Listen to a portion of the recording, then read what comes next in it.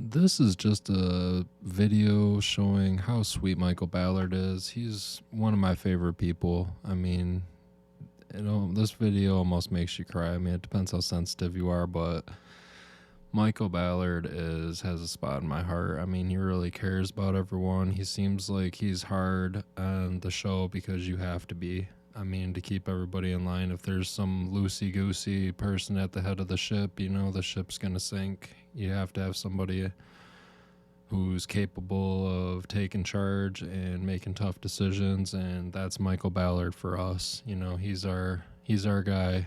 I mean, he's just amazing.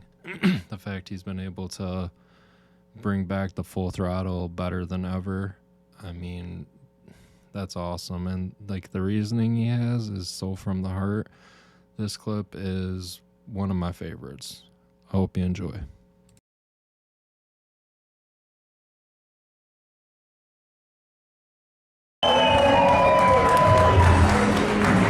Yeah, so it's been a lift, I can tell you that. It's really been a lift for all of us, and I just appreciate everybody that stood behind me the whole way of believing in it, and all you guys that made the Full Throttle the brand that it is today, because without you guys we wouldn't have a brand, and I would have never rebuilt if I would have just been a One-Eyed Jack's or one of the other bars that are downtown, normal bars.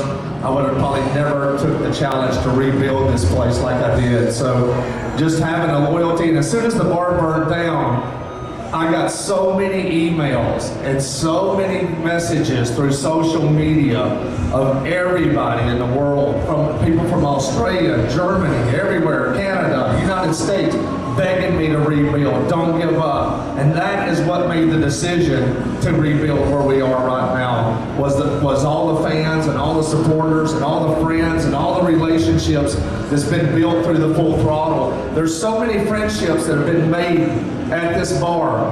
And I tell people all the time, it's one of the few places in the world that you'll go to that you'll see a guy that's 21 years old sitting at the bar having a beer by a man that's 70 years old right beside him, and they got something in common.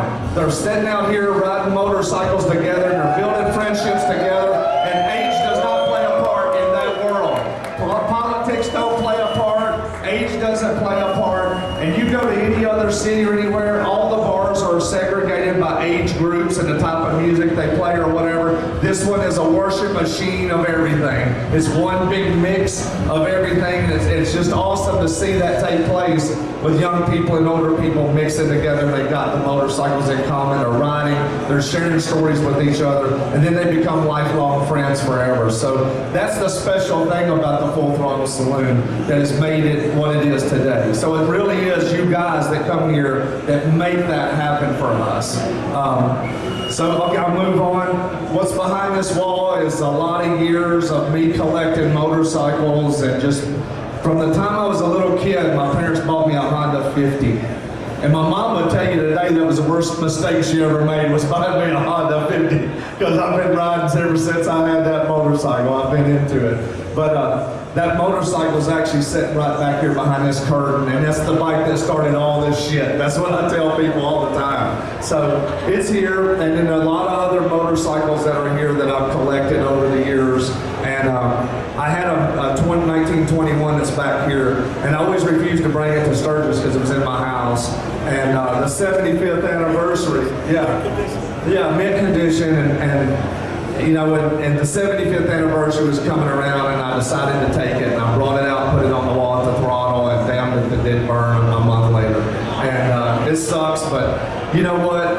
Like I said, it's been tough. There's probably a couple of $100,000 or more with the motorcycles on this back wall, and a lot of time and effort buying bikes throughout the years and making trades with people, and just a collection. This is just part of what I had at the old place.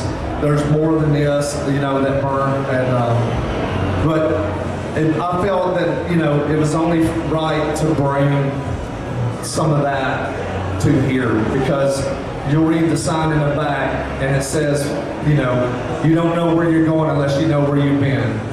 And now you're talking about somebody getting an ass whooping. I got an ass whooping over that one over there when it burned, I promise you. But we're here now, we're making headway, and with that, I'm just, I hope you guys can appreciate everything that's back here that we're gonna let you guys look at, and I hope you take a look at that and understand where we are and where we're headed. That's the key, is where are we going from here? That's the sign of where we've been, but we're moving forward and we're going to kick some major ass out here for years to come. So you guys just keep coming back to Sturgis and hanging with us. We love